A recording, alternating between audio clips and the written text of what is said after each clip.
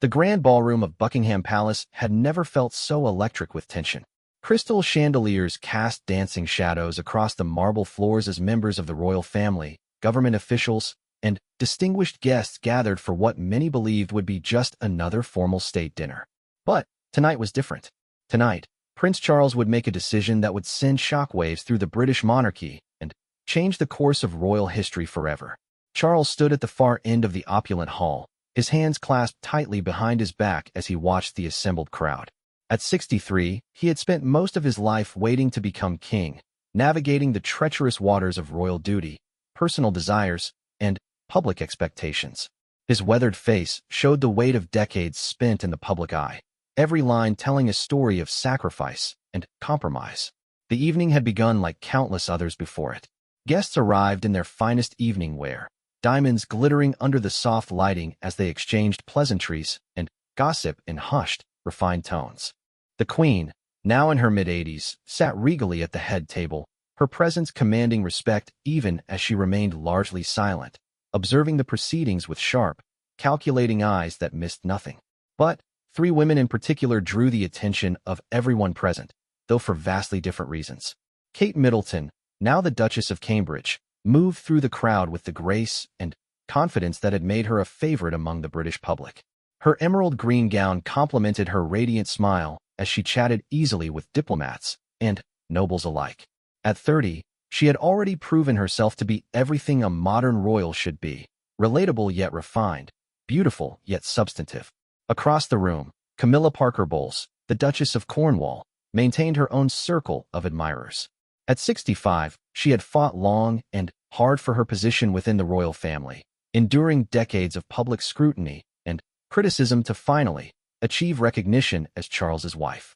Her champagne-colored dress was elegant and understated, reflecting the careful image management that had slowly won over a reluctant British public. The third woman who commanded attention was Princess Diana's memory, though she had been gone for over a decade. Her presence was felt in every whispered conversation, every sideways glance, and every comparison made between the women who had come after her. Diana's sons, William and Harry, stood near their respective wives, their faces masks of careful neutrality as they navigated the complex family dynamics that had shaped their entire lives. As the evening progressed, it became clear that this was no ordinary dinner. Whispered conversations grew more intense, and several high-ranking officials were seen having urgent discussions in corners of the ballroom. Something momentous was about to happen, though most guests remained unaware of exactly what. The first hint came when Charles requested a private audience with his mother. They disappeared into a small anteroom off the main hall, their conversation lasting nearly 20 minutes. When they emerged, the Queen's expression was unreadable, but those who knew her well could detect the slight tightening around her eyes that indicated significant displeasure. Meanwhile, William found himself in an increasingly awkward position. As Charles's eldest son and second in line to the throne, he had always been caught between loyalty to his father and the memory of his beloved mother. Kate, sensing her husband's discomfort, placed a reassuring hand on his arm, but even her calming presence couldn't entirely ease the tension that seemed to radiate from him. The evening's formal program began with the usual pomp and ceremony. Toasts were made to various causes and dignitaries. Speeches were given praising British diplomatic efforts, and the orchestra played selections from classical composers that had entertained royalty for generations. But underneath the veneer of normalcy, everyone could sense that something unprecedented was building.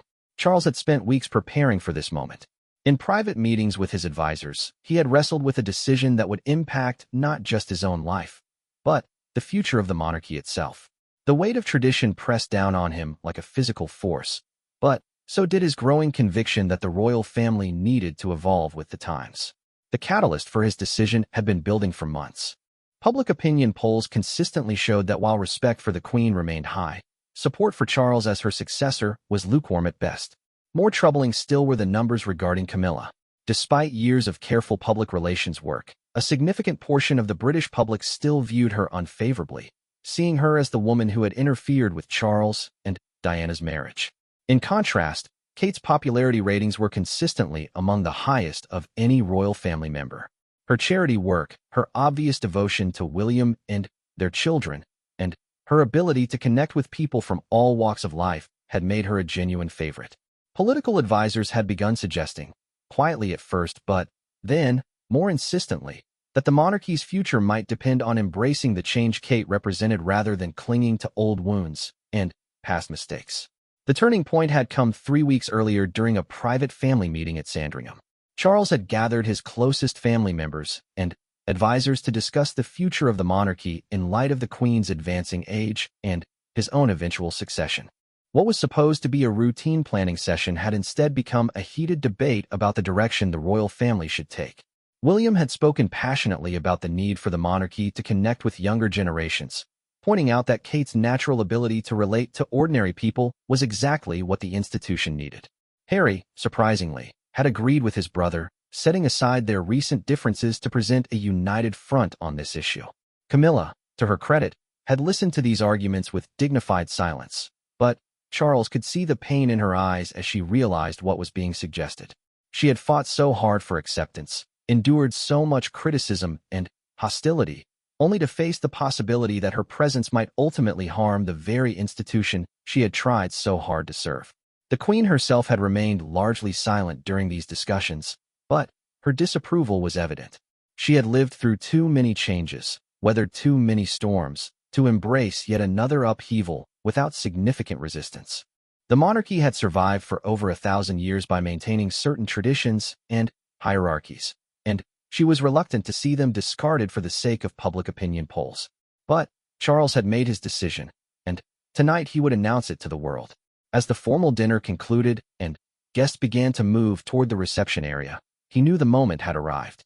His hands trembled slightly as he approached the podium that had been set up at one end of the ballroom, the same podium from which countless royal announcements had been made over the decades.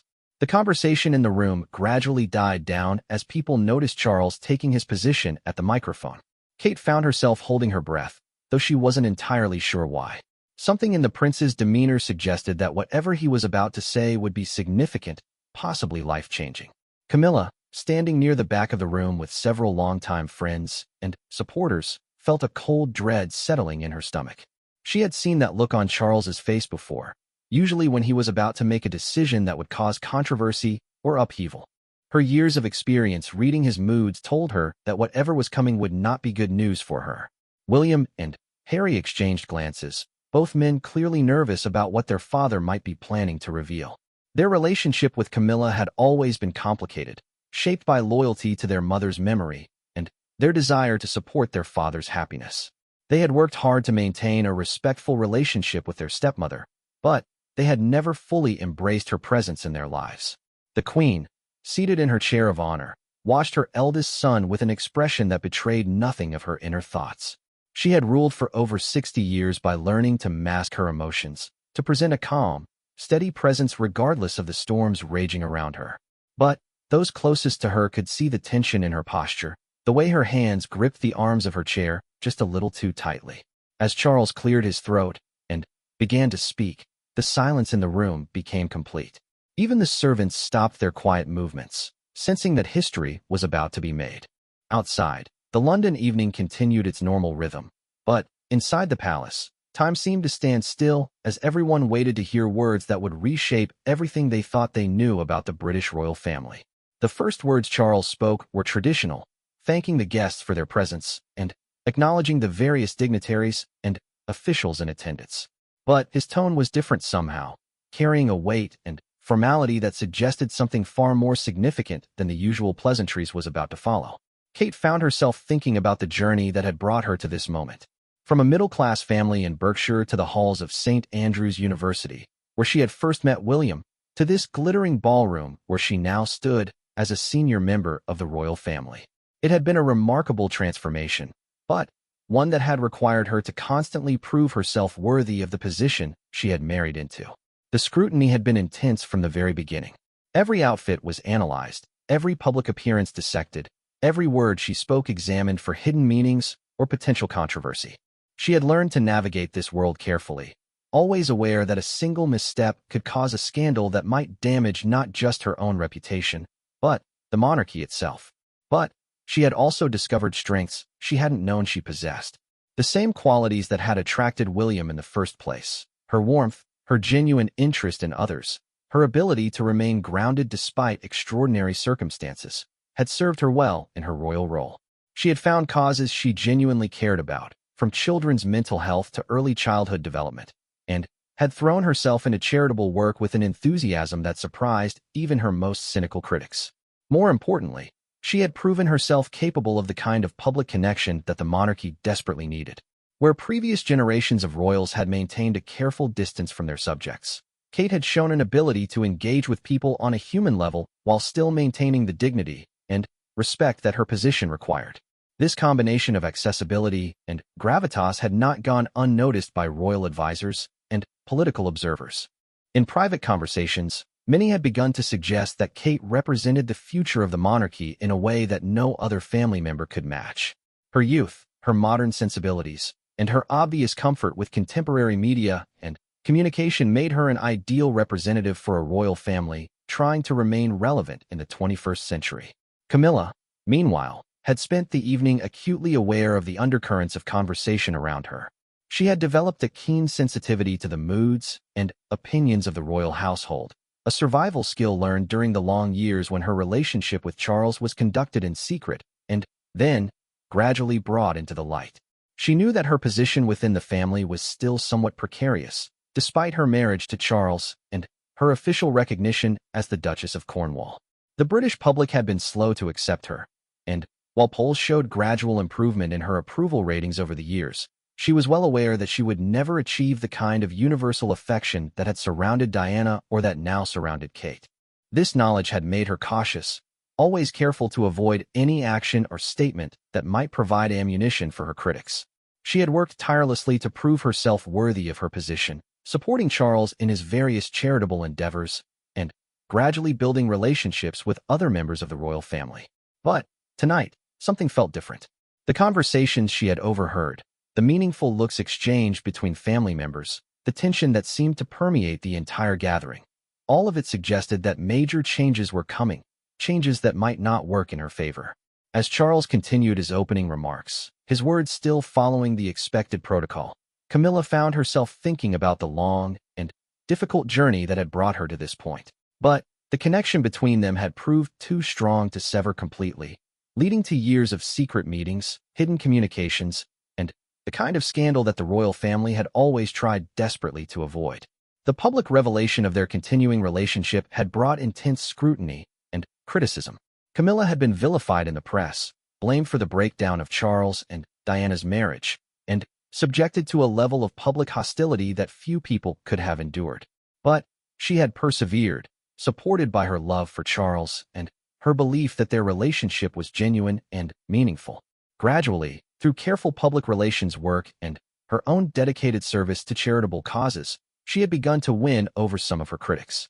Her marriage to Charles had been a crucial step in this process, providing official recognition of their relationship and a platform from which she could demonstrate her commitment to royal duties. But acceptance had come slowly and at great personal cost. She had endured years of negative media coverage, public criticism, and the constant knowledge that a significant portion of the British public viewed her presence within the royal family as illegitimate or inappropriate. Now, as she stood in the grand ballroom listening to Charles speak, she couldn't shake the feeling that all of her hard work might be about to become irrelevant. The way Kate moved through the room with such natural confidence, the obvious affection she commanded from both family members and the public, the ease with which she seemed to embody everything that modern royalty should be, all of it suggested that the monarchy might be ready to embrace a different kind of future, one in which Camilla's role might be significantly diminished. Charles's voice grew stronger as he moved beyond the traditional opening pleasantries and began to address the real purpose of his speech. The change in his tone was subtle but unmistakable, and everyone in the room seemed to sense that the crucial moment was approaching. He spoke about the challenges facing the monarchy in the modern world, the need to balance tradition with contemporary relevance, and the importance of ensuring that the royal family continued to serve the British people effectively. His words were careful and diplomatic, but underneath the formal language, there was a sense of urgency and determination that suggested major announcements were imminent. The silence in the room deepened as guests realized that they were witnessing something unprecedented. This was not a typical royal speech filled with safe platitudes and ceremonial acknowledgments. This was Charles, speaking from the heart about issues that had clearly been weighing on him for some time. Kate felt William's hand find hers, their fingers intertwining as they both sensed the gravity of the moment. Whatever Charles was about to announce would affect their entire family, and quite possibly the future of the monarchy itself. The weight of that responsibility was both thrilling and terrifying. As Charles paused, gathering his thoughts before delivering the words that would change everything, the ballroom fell into a silence so complete that the ticking of the ornate clock on the far wall seemed to echo like thunder. History was about to be made, and everyone present would remember this moment for the rest of their lives. The next words that came from Charles's mouth would send shockwaves through the British establishment, challenge centuries of royal tradition, and set in motion events that would reshape the monarchy for generations to come. In choosing Kate over Camilla, he was about to make a decision that would prove there were some forces even more powerful than duty, protocol, and the weight of 1,000 years of royal history. Charles took a deep breath, his eyes scanning the room one final time before he spoke the words that would change everything. The ornate clock continued its relentless ticking, each second stretching into an eternity as the assembled crowd waited in breathless anticipation. My fellow Britons, distinguished guests, and beloved family members, Charles began, his voice carrying clearly across the hushed ballroom. Tonight I stand before you not merely as your Prince of Wales, but as a man who has spent his entire life in service to the crown and, to you, the people of this great nation. The formal language was familiar, but there was something different in his delivery, an emotional undertone that suggested the careful script was about to be abandoned in favor of something far more personal and revealing. For 63 years, I have prepared for the day when I will become your king. I have studied our Constitution, learned our history, and done my utmost to understand the sacred trust that will one day be placed in my hands. But, more than that, I have watched this institution evolve, sometimes gracefully, sometimes with great difficulty, as it has adapted to the changing needs and expectations of our people. Kate found herself holding her breath, sensing that these opening words were building towards something momentous. Beside her, William's grip on her hand tightened almost imperceptibly. Across the room, she could see Harry standing rigidly still, his face a careful mask that revealed nothing of his inner thoughts. The monarchy has survived for over 1,000 years because it has learned to change when change was necessary. Charles continued, his voice growing stronger with each word. Sometimes that change has been forced upon us by circumstances beyond our control. Sometimes it has come through the wisdom and foresight of those who understood that clinging too tightly to the past could cost us the future. The Queen's face remained impassive, but those who knew her well could see the slight tightening around her eyes that indicated deep displeasure. She had lived through enough royal crises to recognize the warning signs of another one developing, and every instinct told her that her eldest son was about to create exactly the kind of controversy she had spent decades trying to avoid. Tonight, I find myself at such a crossroads, Charles said, pausing to let the weight of his words settle over the room. The decision I am about to announce has not been made lightly. I have consulted with constitutional experts, political advisors, and, most importantly, with my family. I have prayed about it, wrestled with it, and ultimately concluded that it is not only the right thing to do, but the necessary thing to do for the future of this institution we all hold dear. Camilla felt her heart sink as she began to understand where this speech was heading. Years of experience reading Charles's moods and expressions told her that whatever he was about to announce would not be good news for her. She forced herself to maintain her composure, to keep the gracious smile on her face that she had perfected during decades of public appearances. But inside she felt a cold dread spreading through her chest. The British people have made their feelings clear through polls, through their enthusiastic response to various members of our family, and through their vision of what they want their monarchy to represent in the 21st century, Charles continued.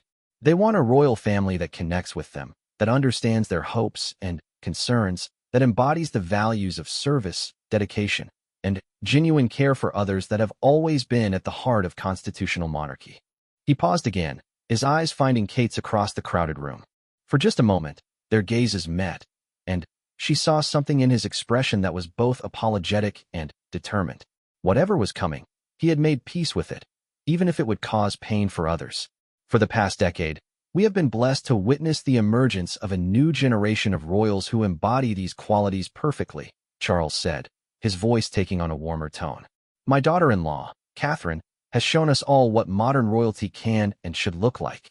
Her grace, her intelligence, her genuine compassion for others, and her ability to connect with people from all walks of life have made her not just a beloved member of our family, but a true representative of everything this institution should aspire to be. The murmurs in the room were almost audible now, as guests began to understand the direction of Charles's speech. Some faces showed surprise, others approval, and still others deep concern about what precedent was being set. Kate felt her cheeks flush as hundreds of pairs of eyes turned toward her. This level of public praise from Charles was unprecedented, and she could sense the shift in the room's atmosphere as people began to process the implications of what they were hearing. At the same time, Charles continued, his tone becoming more somber. I must acknowledge that some decisions made in the past, however well-intentioned, may no longer serve the best interests of the monarchy or the British people. The heart wants what it wants, but the crown must always serve a higher purpose than personal desire. The silence in the room was now so complete that the soft rustle of fabric as people shifted uncomfortably seemed almost thunderous. Camilla stood frozen, her years of training in royal protocol the only thing keeping her from fleeing the room as the full impact of Charles's words began to register. Therefore, Charles said, his voice carrying clearly to every corner of the ballroom, I have made the decision to formalize what many of you have already recognized, that the future of this monarchy lies not in looking backward to heal old wounds, but in moving forward with the leaders who can best serve the British people in the decades to come. The pause that followed stretched on for what felt like an eternity. In that silence, careers hung in the balance, relationships shifted, and the very foundation of royal protocol trembled under the weight of what was about to be announced. Effective immediately, I am naming Catherine, Duchess of Cambridge, as my chosen successor in all matters relating to the daily operations and public representation of the crown. While the line of succession remains unchanged, and William will indeed follow me as king, Kate will serve as my primary deputy in all royal functions, taking precedence in matters of state, charitable work, and public engagement. The words hit the room like a thunderbolt. Gasps could be heard from various corners of the ballroom as the full implications of the announcement began to sink in.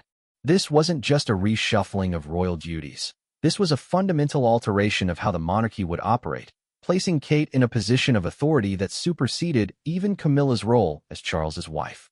Furthermore, Charles continued, seemingly oblivious to the shock waves he was creating, Camilla will be stepping back from her current duties as Duchess of Cornwall to pursue private charitable work. This decision has been made by mutual agreement and reflects our shared commitment to doing what is best for the institution we both love. The phrase mutual agreement fooled no one in the room. Everyone could see Camilla's face, carefully composed but unable to completely hide the pain and shock of this very public demotion. She had been outmaneuvered, not through any scandal or personal failing, but simply because the times had changed and Charles had chosen to change with them. William felt as though the ground had shifted beneath his feet. While he was proud of Kate and recognized her many qualities, he also understood the constitutional implications of what his father had just announced. Royal protocol didn't typically allow for such dramatic departures from established hierarchy, and he could already envision the political and media storms that would follow this decision. Harry, standing across the room with his wife Meghan, found himself in the unusual position of being genuinely surprised by a royal family development. His relationship with his father had been strained in recent years, particularly since his own decision to step back from royal duties. But this move was bold even by Charles's standards. The Queen's reaction was the most watched in the room. For several long moments, she remained perfectly still, her face revealing nothing of her thoughts. Then, slowly and deliberately, she stood up from her chair. The entire room seemed to hold its breath as they waited to see whether she would support her son's decision or publicly contradict it. My son, she said, her voice carrying the authority of 6 decades on the throne, has always been a man of strong convictions. While tonight's announcement is certainly unprecedented, I have confidence that he has considered all of the implications carefully. The words were diplomatically phrased, but the slight emphasis on unprecedented made her displeasure clear to anyone who knew how to read royal subtext. The immediate aftermath of Charles's announcement was a study in barely controlled chaos. Guests began talking in urgent whispers, their voices creating a buzz that filled the ornate ballroom. Several high-ranking officials could be seen having hurried conversations with their aides, clearly trying to understand the legal and constitutional implications of what they had just witnessed. Kate found herself surrounded by well-wishers and congratulatory comments, but she could barely process what was happening. The magnitude of the responsibility that had just been placed on her shoulders was overwhelming. She had been prepared for a gradual increase in royal duties over the years, but nothing had prepared her for being suddenly elevated to such a prominent position within the family hierarchy. The media representatives present at the dinner were frantically trying to process the implications of the story they would need to file. This wasn't just royal news. This was a constitutional development that would require careful analysis and expert commentary. The decision to essentially bypass Camilla in favor of Kate represented a departure from centuries of royal tradition and protocol. Meanwhile, Camilla stood in her corner of the room, accepting condolences and expressions of support from her friends with the same grace she had shown throughout her years in the public eye. But, privately, she was reeling from the shock of such a public humiliation. She had endured decades of criticism and slowly built acceptance for her role within the royal family, only to have it stripped away in a single evening. The constitutional experts present were already beginning to debate the legal implications of Charles's announcement. While the Prince of Wales certainly had the authority to delegate responsibilities and reorganize royal duties, the dramatic nature of this restructuring raised questions about precedent and proper procedure. Some argued that Charles was well within his rights to organize his household and delegate responsibilities as he saw fit. Others worried that such a dramatic departure from established protocol could set dangerous precedents for future monarchs and potentially destabilize the careful balance of powers that governed the constitutional monarchy. The political implications were equally complex. Several members of parliament were present at the dinner, and they were already considering how this development might affect their own relationships with the royal family. Kate's popularity with the British public was undeniable, but elevating her to such a prominent position so suddenly raised questions about whether proper constitutional processes had been followed. As the evening continued, different groups began forming throughout the ballroom. Supporters of Kate's elevation gathered around her and William, praising Charles's wisdom in recognizing her abilities and popular appeal. Others clustered around Camilla, offering support and expressing concern about the precedent being set. The younger generation of royals seemed largely supportive of the change. Kate's work with mental health charities, her advocacy for children's issues, and her natural ability to connect with people had earned her respect even among family members who might have been expected to resent her sudden elevation. But the older establishment figures were clearly troubled by the implications of Charles's decision. The monarchy had survived for centuries by maintaining certain traditions and hierarchies, and sudden changes had historically led to instability and controversy. The international representatives present were also processing the implications of this development. The British monarchy was watched closely around the world, both by other constitutional monarchies and by Republicans who saw royal missteps as ammunition for their own causes. Charles himself seemed remarkably calm given the magnitude of what he had just announced. He moved through the room accepting congratulations and answering questions with the same measured demeanor he had always shown in public. But those who knew him well could see the relief in his eyes, the sense that he had finally taken action on something that had been weighing on him for a long time. The evening's events were being carefully documented by the official royal photographers and videographers present, creating a historical record of a moment that would be analyzed and debated for years to come. Every expression, every gesture, every interaction was being captured for posterity. As the formal reception portion of the evening began, the conversations became even more intense. Small groups formed and reformed as people tried to understand the full implications of what had just occurred. The usual royal protocol seemed almost suspended as everyone grappled with the unprecedented nature of the situation. Kate found herself in the surreal position of receiving congratulations for an elevation she hadn't sought and wasn't entirely sure she wanted. The weight of the new responsibilities was daunting, and she was acutely aware that she would now be under even more intense scrutiny than before. William, meanwhile, was trying to process what this meant for his own future role. As the heir to the throne, he had always known that he and Kate would eventually be in positions of great responsibility, but the timeline had suddenly accelerated in a way that felt both exciting and terrifying. The evening that had begun as a routine state dinner had transformed into a watershed moment in British royal history. Charles had chosen to prioritize the monarchy's future over his personal relationships, elevating Kate at the expense of Camilla in a move that would reverberate through the institution for generations to come. As midnight approached, and the formal portion of the evening drew to a close, it was clear that nothing would ever be quite the same again. The silence that had fallen across the hall when Charles made his announcement had been broken by shocked whispers and urgent conversations, but the impact of his words would echo far beyond the walls of Buckingham Palace. The British monarchy had just undergone one of its most dramatic transformations in decades, and only time would tell whether Charles's bold gamble would strengthen the institution or create new problems that future generations would struggle to resolve. The morning after Charles's shocking announcement dawned gray and drizzly over London, matching the somber mood that had settled over the royal household.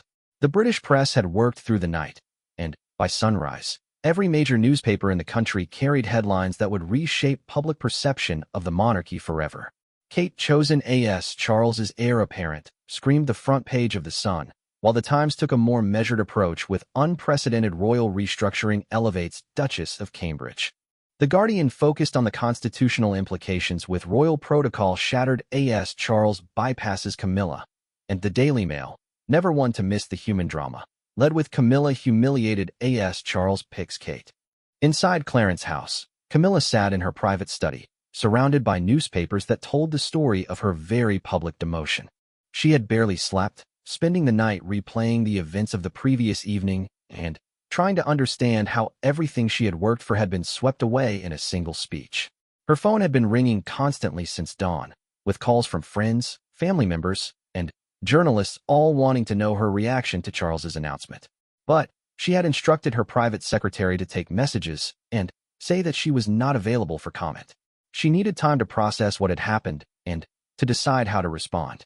The irony was not lost on her that she was experiencing something similar to what Diana might have felt during the darkest days of her marriage to Charles. The sense of being publicly humiliated, of having her position within the family undermined, of seeing her carefully constructed role simply dismissed. It was a pain she had never expected to experience. Meanwhile, at Kensington Palace, Kate was dealing with her own shock and uncertainty. She had woken to find her protection officers already implementing enhanced security measures, a clear indication that her life had fundamentally changed overnight. The weight of her new responsibilities pressed down on her like a physical force. William had left early for an emergency meeting with his private office, leaving Kate to process the previous night's events on her own. She sat in their private sitting room, still in her dressing gown, trying to understand what Charles's decision meant for her children, and for her marriage. The children, George, Charlotte, and Louis, were too young to fully understand what was happening, but they could sense the tension in the household. Their normal routine had been disrupted by the constant phone calls and the presence of additional staff members who seemed to be in a state of barely controlled panic. Kate's own family was struggling to understand the implications of the announcement as well. Her parents, Michael and Carol Middleton, had received calls from reporters before they had even heard the news from Kate herself. The Middleton family, who had always maintained a careful distance from royal affairs despite their daughter's marriage, now found themselves thrust into an even more prominent position. At Buckingham Palace, the Queen was holding her own crisis meetings with senior advisors and constitutional experts.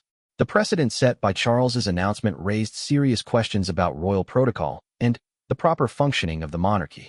While she had publicly supported her son's decision, privately she was furious about the way he had handled the situation. In 60 years on the throne, she told her private secretary, Sir Edward Young, I have never seen such a blatant disregard for established protocol. Charles has essentially rewritten the rules of succession without proper consultation or constitutional review. The constitutional implications were indeed staggering. While Charles had the authority to delegate duties and reorganize his household, the manner in which he had elevated Kate effectively created a new position within the royal hierarchy that had no historical precedent. Legal experts were already debating whether his actions required parliamentary approval or could be challenged in court.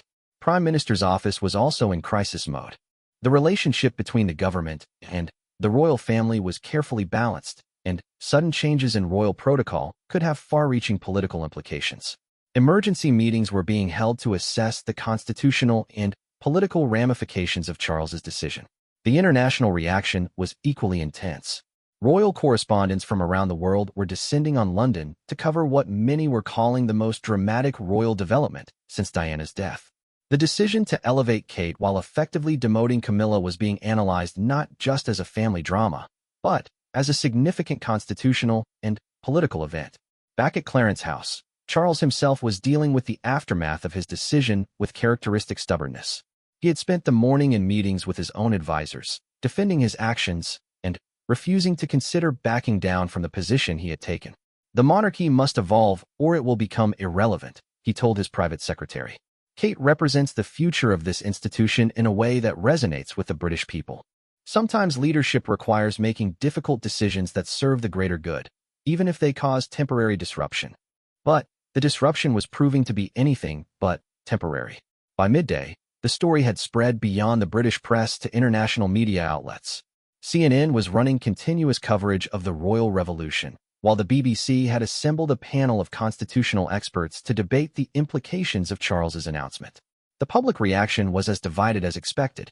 Social media was flooded with opinions ranging from enthusiastic support for Kate's elevation to sharp criticism of Charles's treatment of Camilla.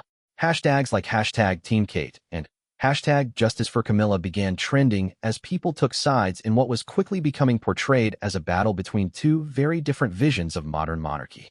Kate's popularity with the general public was undeniable, and many people saw Charles's decision as a long overdue recognition of her contributions to the royal family.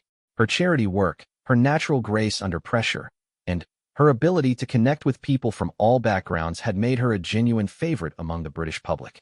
"It's about time," said Margaret Thompson, a retired teacher from Manchester, in an interview with BBC News. "Kate has shown she understands what ordinary people care about. She's not stuck in the past like some of them. If Charles wants to modernize the monarchy, this is exactly the right move." But others saw the decision as a cruel and unnecessary humiliation of Camilla, who had worked hard to win acceptance from the British public after years of being vilified for her role in Charles and Diana's marriage breakdown.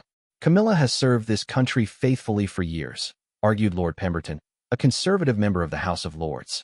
"To publicly demote her in favor of someone who, however capable, is still relatively new to royal duties sets a dangerous precedent and shows a shocking lack of loyalty to someone who has stood by Charles through thick and thin." The debate was taking on political overtones as well. Younger, more progressive voices tended to support Charles's decision as a necessary modernization of an outdated institution. Older, more traditional voices saw it as a dangerous break with the stability and continuity that had made the monarchy successful for centuries. Religious leaders also began weighing in on the controversy.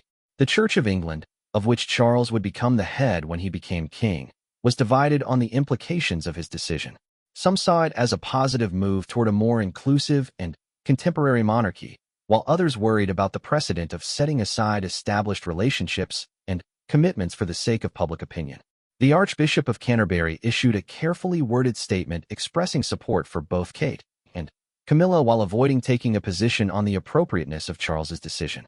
But, privately, church officials were concerned about the implications of a future supreme governor who was willing to make such dramatic changes to established protocol. As the day wore on, more details began to emerge about the events leading up to Charles's announcement. Sources close to the royal family revealed that the decision had been months in the making, with Charles consulting polling data, constitutional experts, and political advisors before reaching his conclusion. The catalyst, according to these sources, had been a series of private polling reports that showed Kate's approval ratings consistently outpacing those of other senior royals, including Charles himself. The reports suggested that the British public saw her as the embodiment of modern royal values, and were increasingly looking to her rather than Charles or Camilla for leadership on contemporary issues. These revelations only intensified the debate about whether the monarchy should be guided by public opinion polls or by tradition and established protocol. Critics argued that allowing popularity ratings to determine royal hierarchy was a dangerous precedent that could lead to instability and constant reorganization based on fleeting public moods. "The monarchy is not a popularity contest," argued constitutional historian Dr. Jennifer Whitmore. "It's an institution based on stability, continuity, and established legal framework. If we start reorganizing the royal family based on approval ratings, We risk turning it into a kind of celebrity-driven reality show rather than a serious constitutional institution. But supporters of Charles's decision argued that the monarchy had always evolved with the times, and that failing to recognize the changing expectations of the British people could lead to the institution's irrelevance or even abolition. Every successful monarch in British history has understood the need to adapt to contemporary expectations, said royal biographer Andrew Morton. Charles is showing the same kind of bold leadership that his ancestors demonstrated when they navigated previous crises and challenges. The debate was also revealing deep divisions within the royal family itself.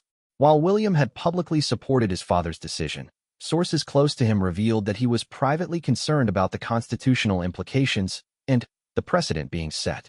Harry, despite his own complicated relationship with the royal family, was reportedly supportive of any move that elevated Kate, whom he had always admired. The extended royal family was also taking sides. Some of Charles's cousins and their families were openly critical of his decision, seeing it as a dangerous departure from tradition that could undermine the stability of the entire institution. Others, particularly younger family members, were supportive of what they saw as a necessary modernization. Princess Anne, Charles's sister, issued a statement through her office expressing confidence in her brother's judgment while carefully avoiding any comment on the specific merits of his decision. But sources close to her revealed that she was privately concerned about the precedent being set and the potential for future instability. The Queen herself remained largely silent throughout the day, limiting her public comments to the brief statement of support she had made the previous evening. But palace insiders reported that she was deeply troubled by the situation and was considering whether to take any action to reverse or modify Charles's decision. The legal challenges to Charles's announcement were already beginning to materialize. Several constitutional lawyers were exploring whether the dramatic reorganization of royal hierarchy required parliamentary approval or could be challenged in court. The absence of clear legal precedent for such a decision was creating uncertainty about the validity of Charles's actions. As evening approached, the story continued to dominate news coverage around the world. International observers were fascinated by what appeared to be a real-time transformation of one of the world's oldest and most stable monarchies. The British royal family, long seen as the epitome of tradition and continuity, was suddenly appearing as unpredictable and modern as any contemporary political institution. The impact on the individuals involved was becoming increasingly clear as the day progressed. Kate was reportedly struggling with the sudden elevation and the massive increase in responsibility and scrutiny that came with it. She had not sought this position and was still trying to understand exactly what Charles expected her to do with it. Camilla, meanwhile, was dealing with what many observers described as a very public humiliation. After years of slowly building acceptance and respect within the royal family and among the British public, she found herself suddenly marginalized and dismissed. The emotional toll of such a dramatic reversal was evident to those close to her. Charles himself remained defiant in the face of growing criticism, but even his closest advisors could see the strain of the situation beginning to show.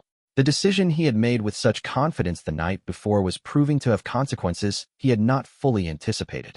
As night fell over London, it was clear that the royal family was in the midst of its most significant crisis in decades. The reverberations of Charles's decision would continue to be felt for days, weeks, and possibly years to come. The silence that had fallen across the ballroom when he made his announcement had given way to a storm of controversy that threatened to engulf the entire institution of the monarchy. The British royal family, which had survived world wars, constitutional crises, and personal scandals, was now facing a challenge that was entirely of its own making. Charles's choice to elevate Kate over Camilla had set in motion events that would test the very foundations of the monarchy and determine whether this ancient institution could successfully navigate the complexities of the modern world. 3 weeks had passed since Charles's shocking announcement, and the royal crisis showed no signs of abating. If anything, the situation had become more complex and politically charged as various factions within the establishment began to take increasingly firm positions on what many were now calling the Cambridge elevation crisis. The constitutional challenges had intensified dramatically. A group of prominent barristers, led by constitutional expert Sir Michael Hartwell QC, had filed a formal challenge to Charles's decision in the High Court, arguing that the dramatic restructuring of royal hierarchy required parliamentary approval and potentially even a constitutional amendment. The case was scheduled for preliminary hearings within the month, creating a legal cloud over the entire arrangement. Parliament itself was deeply divided. The House of Commons had held an emergency debate on the constitutional implications of Charles's decision, with MPs from across the political spectrum expressing concerns about the precedent being set. Even members who supported the modernization of the monarchy questioned whether such dramatic changes should be made unilaterally by the Prince of Wales.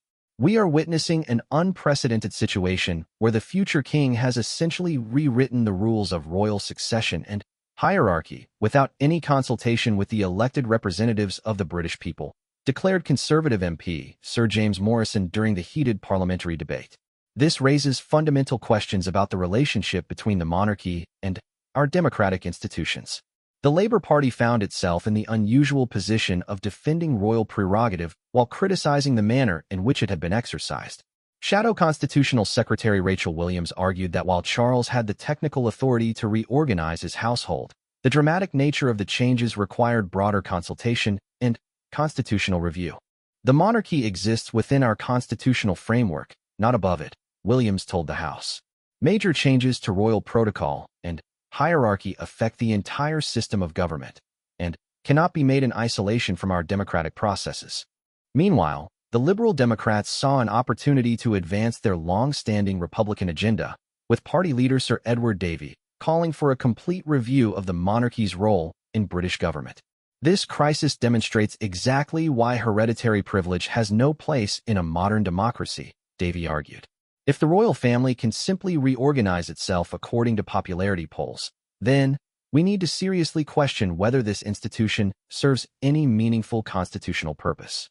The international reaction continued to be intense, with constitutional monarchies around the world watching closely to see how the British crisis would resolve.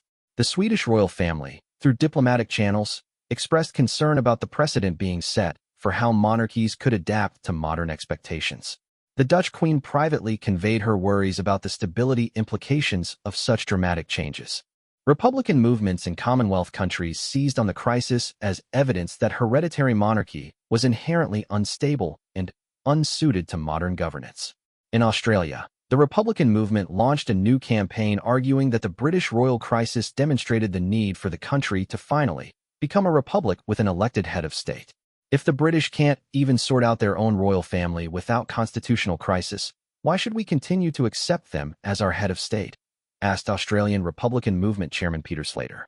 The sentiment was echoed in other Commonwealth nations, creating diplomatic headaches for the British government. At Kensington Palace, Kate was struggling to adapt to her dramatically elevated role. The responsibilities Charles had suddenly placed on her shoulders were overwhelming, and she was receiving conflicting advice from various quarters about how to proceed. The constitutional uncertainty surrounding her new position made it difficult to know which duties she could legitimately perform and which might be challenged in court. Her daily schedule had been completely transformed. Instead of the carefully planned mix of charitable engagements, family time, and private duties that had characterized her previous routine, she was now being asked to take on responsibilities that had traditionally belonged to the Queen or to senior working royals with decades of experience. The pressure was taking a visible toll on her. Royal photographers noted that she appeared strained and tired during her public appearances, a marked contrast to the confident, radiant presence she had previously projected. The weight of suddenly becoming the public face of royal modernization, while simultaneously dealing with legal challenges to her authority, was proving exhausting. William was caught in an increasingly difficult position. As the future king, he felt obligated to support his father's decision, but, as Kate's husband, he could see the stress and pressure she was under. Their private conversations had become strained as they tried to navigate the impossible situation Charles had created. "I never asked for this," Kate confided to William during one of their rare quiet evenings at home. "I was prepared to gradually take on more responsibilities over the years, but this sudden elevation feels like being thrown into the deep end of a pool I didn't even know existed." William found himself without good answers. He understood his father's reasoning about modernizing the monarchy and recognizing Kate's popularity and capabilities, but he also saw the personal cost of the decision and questioned whether it was sustainable in the long term. The situation was further complicated by the children's welfare. George, Charlotte, and Louis were beginning to understand that something significant had changed in their family's circumstances. The increased security, the constant presence of additional staff, and the visible stress of their parents were affecting them in ways that Kate and William were only beginning to understand. Child psychologists consulted by the palace expressed concerns about the impact of such sudden changes on young children who were already dealing with the unique pressures of being born into the royal family. The experts recommended maintaining as much stability as possible in their daily routines, but this was becoming increasingly difficult given the chaos surrounding their mother's new role. At Clarence House, Camilla had retreated almost completely from public view. The woman who had spent years carefully building her public profile and gradually winning acceptance from the British people found herself suddenly marginalized and uncertain about her future role. The carefully constructed rehabilitation of her image had been swept away in a single evening. Her friends and supporters rallied around her, but the damage to her position seemed irreversible. The charities she had patronized were unsure about how to proceed, not knowing whether her sudden demotion affected her ability to continue in those roles. Several organizations found themselves in the awkward position of having to distance themselves from someone who had been one of their most prominent supporters. The personal toll on Camilla was evident to those close to her. Years of criticism and public scrutiny had taught her resilience, but this latest blow was different. It wasn't criticism of her actions or character, but simply a dismissal of her value to the institution she had worked so hard to serve. Charles, meanwhile, was becoming increasingly isolated as the crisis deepened. His initial confidence that he had made the right decision for the monarchy's future was being tested by the intensity of the backlash and the unintended consequences of his announcement. Senior advisors who had initially supported his decision were beginning to express private doubts about the wisdom of the move. The constitutional challenges, the political complications, and the personal costs were proving far greater than anyone had anticipated. The prince believed he was modernizing the monarchy, one senior advisor confided anonymously to a trusted journalist. But, instead, he may have created the biggest constitutional crisis the royal family has faced since the abdication of Edward VIII. The comparison to the 1936 abdication crisis was being made increasingly frequently by constitutional experts and royal historians. Like Edward VIII's decision to marry Wallis Simpson, Charles's elevation of Kate over Camilla was seen as a personal decision that had profound constitutional implications. But there were important differences between the two crises. Edward VIII had ultimately chosen love over duty, abdicating the throne to marry the woman he couldn't live without. Charles, in contrast, was claiming to have chosen duty over personal relationships, elevating the person he believed could best serve the monarchy's future regardless of the personal cost to his wife. The Queen's position remained the most watched and analyzed aspect of the entire crisis. At 96, she had seen the monarchy navigate numerous challenges, but never one quite like this. Her initial tepid support for Charles's decision had given way to what palace insiders described as grave concern about the situation. Private conversations between mother and son had reportedly become increasingly tense, with the Queen expressing her displeasure about the way Charles had handled the situation. She was particularly concerned about the constitutional challenges and the damage being done to the monarchy's reputation for stability and continuity. Senior courtiers were privately briefing that the Queen was considering whether to intervene more directly in the crisis. As the reigning monarch, she had the ultimate authority over royal protocol and could theoretically reverse Charles's decision. But such an action would create its own constitutional crisis and could fatally damage the relationship between mother and son. The media coverage of the crisis had evolved from initial shock and analysis to deeper investigation of the long-term implications. Royal correspondents who had covered the family for decades were struggling to find historical precedents for such a dramatic and sudden restructuring of royal hierarchy. International media outlets were portraying the crisis as evidence of deeper problems within the British constitutional system. The inability to resolve the situation quickly and decisively was being interpreted as a sign that the monarchy was ill-equipped to handle modern challenges. The tabloid press, never known for restraint, was having a field day with the human drama aspects of the story. Headlines like Camilla's tears and Kate's burden dominated front pages, while gossip columnists speculated about the private conversations and family tensions behind palace walls. Public opinion remained deeply divided, but Polling data suggested that support for Charles's decision was beginning to erode as people became aware of the constitutional complications and personal costs involved. The initial enthusiasm for Kate's elevation was being tempered by concerns about the precedent being set and the way Camilla had been treated. Focus groups conducted by major polling organizations revealed a public that was increasingly confused about what the crisis meant for the future of the monarchy. Many people who had initially supported the idea of modernizing the royal family were having second thoughts about the chaotic way it was being implemented. "I thought it was a good idea at first," said Jennifer Martinez, a 34-year-old teacher from Birmingham, in a focus group conducted by YouGov.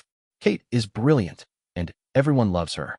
But watching this whole thing play out, it just feels cruel to Camilla, and it's making the whole royal family look like they don't know what they're doing." The economic implications of the crisis were also beginning to become apparent. Royal tourism, traditionally a significant contributor to the British economy, was being affected as potential visitors delayed travel plans while waiting to see how the situation would resolve. The uncertainty surrounding royal events and engagements was causing problems for the tourism industry and related businesses. Several major charitable organizations that had relied on royal patronage were also struggling with the uncertainty created by the crisis.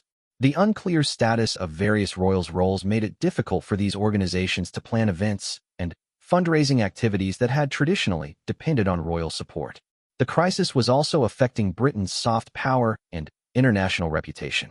The country that had long been seen as a model of constitutional stability and measured governance was suddenly appearing chaotic and unpredictable to international observers. Diplomatic sources reported that foreign governments were expressing private concerns about the stability of their British counterparts. If the royal family couldn't manage its own internal affairs without creating constitutional crisis, how could they be trusted to provide stable leadership in international affairs? As the fourth week since Charles's announcement began, there were signs that various parties were beginning to search for a face-saving resolution to the crisis. Behind-the-scenes negotiations between different factions within the royal household were reportedly exploring options that might allow everyone to step back from their positions without losing too much dignity. But finding such a resolution was proving extremely difficult. Charles had made his decision so publicly and dramatically that backing down would require him to acknowledge fundamental errors in judgment. Kate had been elevated to such a prominent position that reducing her role would appear to be a personal rejection of her capabilities. And Camilla had been so thoroughly marginalized that simply restoring her previous status might not be sufficient to repair the damage done. The constitutional challenges continued to work their way through the legal system, creating additional pressure for a resolution. If the High Court ruled that Charles's decision was constitutionally invalid, it would create an even greater crisis by suggesting that the future king had acted beyond his authority. As winter deepened over London, the royal family found itself facing a crisis that seemed to have no easy resolution. What had begun as Charles's attempt to modernize the monarchy had instead created the deepest constitutional and personal crisis the institution had faced in decades. The silence that had fallen across that ballroom when he made his announcement had given way to a cacophony of criticism, legal challenges, and political complications that threatened to undermine the very foundations of the British constitutional system. The choice between Kate and Camilla had become a symbol of larger questions about tradition versus modernization, personal relationships versus institutional duty, and the role of the monarchy in contemporary British society.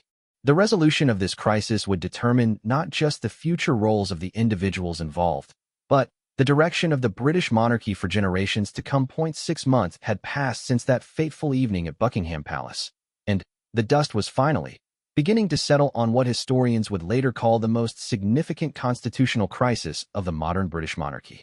The resolution, when it finally came, surprised everyone involved and demonstrated that sometimes the most intractable problems require solutions that no one could have anticipated. The breakthrough came not from the palace, the courts, or Parliament, but from an unexpected source, Kate herself. After months of struggling with the enormous responsibilities Charles had suddenly placed on her shoulders, she made a decision that would prove to be as dramatic and consequential as Charles's original announcement. On a crisp February morning, Kate called a private meeting with Charles, the Queen, William, and, surprisingly, Camilla. The meeting took place in the Queen's private study at Windsor Castle, away from the prying eyes of the media and the complex web of advisors who had been complicating every attempt at resolution. "I cannot continue in this role," Kate announced, her voice clear and determined despite the obvious strain she was under.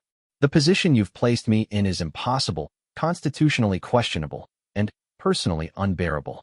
More importantly, it's damaging the very institution we're all supposed to serve."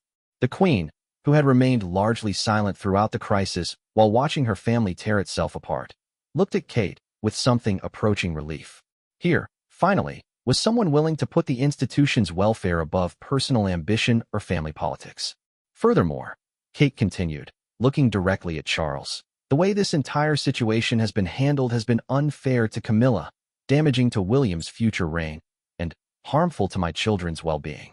I'm requesting to return to my previous role, with a clear understanding of how my responsibilities will develop over time as William and I prepare for our eventual duties." The silence that followed Kate's declaration was profound.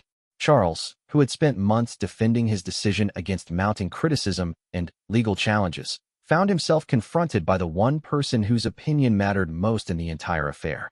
If Kate herself was rejecting the elevation he had forced upon her, then his entire justification for the crisis collapsed. Camilla, who had maintained her dignity throughout months of public humiliation and uncertainty, simply nodded acknowledgement of Kate's words. She had long since realized that her own future within the royal family depended not on fighting for her previous position, but on finding a way to move forward that served everyone's interests. "I propose," Camilla said quietly, speaking for the first time during the meeting, "that we develop a new model of royal service that recognizes both the changing expectations of the British people and the constitutional requirements of the monarchy. Kate and I could work together, with clearly defined roles that complement rather than compete with each other." The suggestion was revolutionary in its simplicity. Instead of the hierarchical model that had created the crisis, Camilla was proposing a collaborative approach that recognized both women's strengths and contributions while avoiding the constitutional complications that had plagued Charles's original decision. William, who had been caught between loyalty to his father and concern for his wife throughout the crisis, immediately saw the wisdom of the proposal. "It could work," he said, looking around the room. "Kate brings the popular appeal and modern perspective that the monarchy needs, while Camilla has the experience and institutional knowledge that we can't afford to lose." The Queen, who had spent 6 decades navigating royal crises, recognized the proposal as the kind of face-saving compromise that could resolve the situation without requiring anyone to admit fundamental errors in judgment. "It has merit," she said carefully, "but the implementation would need to be managed very differently from the precipitous way this entire matter has been handled." Charles, who had spent months defending his decision, found himself in the difficult position of having to acknowledge that his approach had been flawed without completely abandoning his goals for modernizing the monarchy.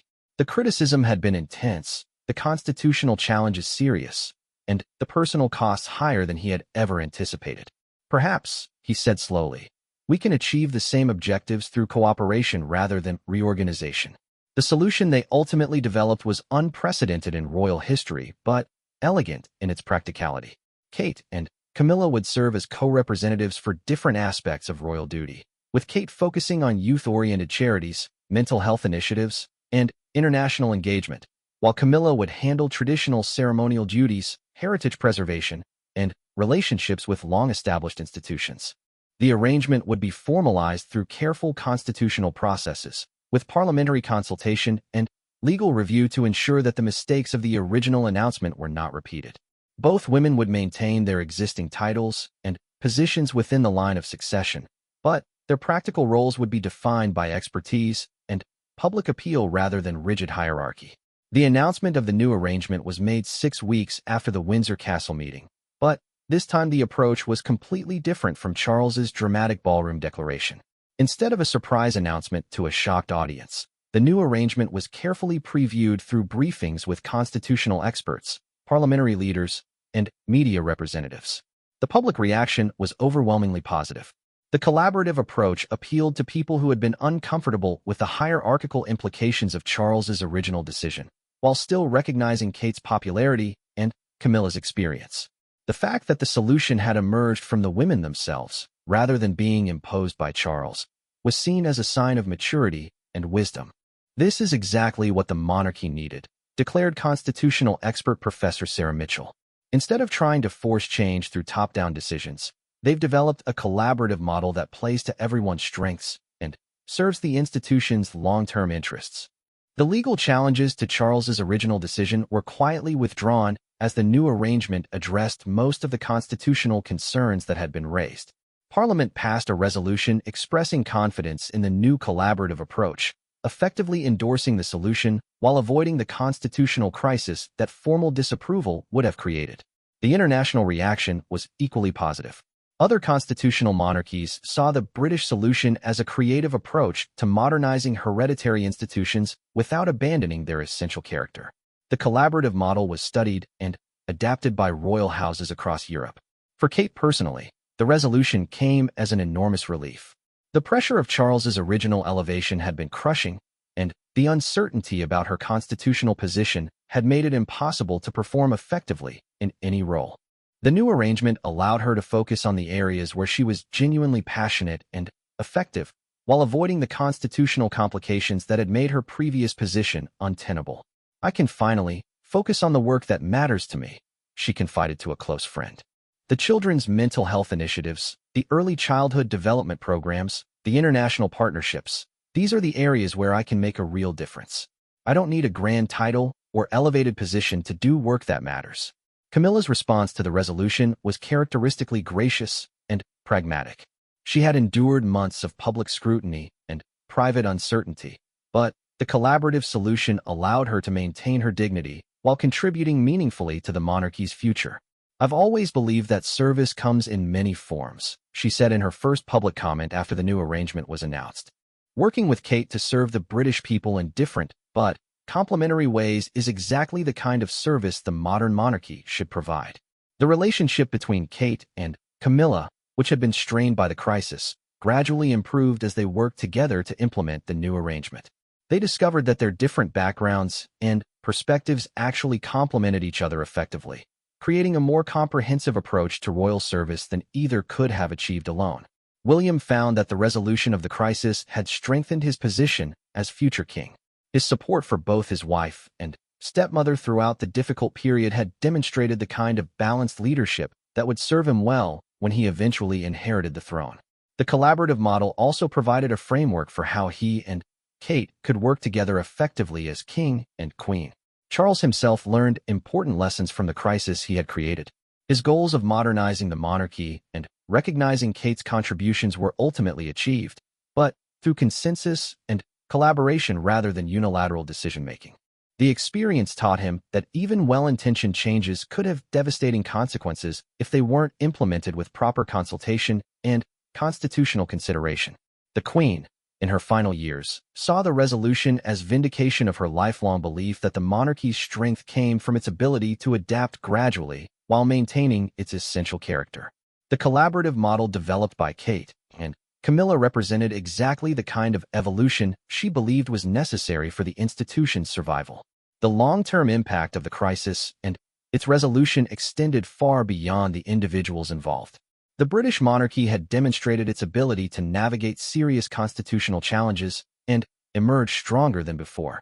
The collaborative model became a template for how other hereditary institutions could modernize without abandoning their essential character.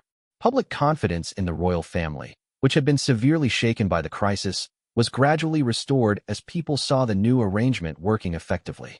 The chaos and uncertainty of the crisis months gave way to a period of stability and purposeful activity that served the monarchy's interests far better than Charles's original dramatic gesture. International observers noted that the British royal family had managed to modernize itself without the kind of revolutionary change that might have destabilized the entire constitutional system. The collaborative approach was seen as a model for how traditional institutions could adapt to contemporary expectations while maintaining their legitimacy and effectiveness. As the first anniversary of Charles's original announcement approached, the contrast between the chaos of that evening and the current stability was striking. The silence that had fallen across the ballroom when Charles made his shocking declaration had given way to a period of productive cooperation and mutual respect. Kate and Camilla, who had been unwilling participants in a drama not of their making, had ultimately become the architects of its resolution. Their willingness to put institutional interests above personal ambition or grievance had saved the monarchy from a crisis that could have caused lasting damage.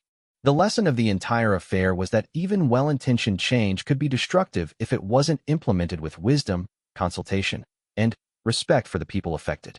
Charles's desire to modernize the monarchy and recognize Kate's contributions was admirable, but his method of achieving these goals had nearly destroyed the very institution he was trying to serve.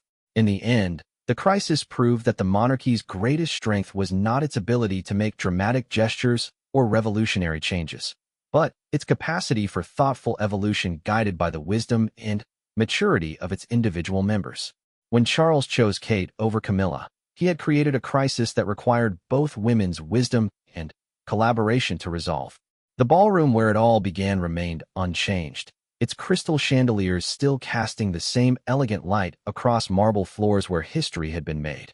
But the monarchy itself had been transformed, not by royal decree or dramatic announcement, but by the quiet wisdom of two women who understood that true service sometimes requires putting the institution's welfare above personal ambition or family politics.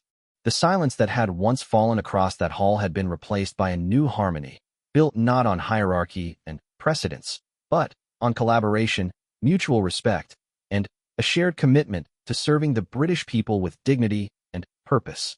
In choosing cooperation over competition, Kate and Camilla had not only resolved the crisis Charles had created, but had also shown the monarchy a path toward a more sustainable and effective future.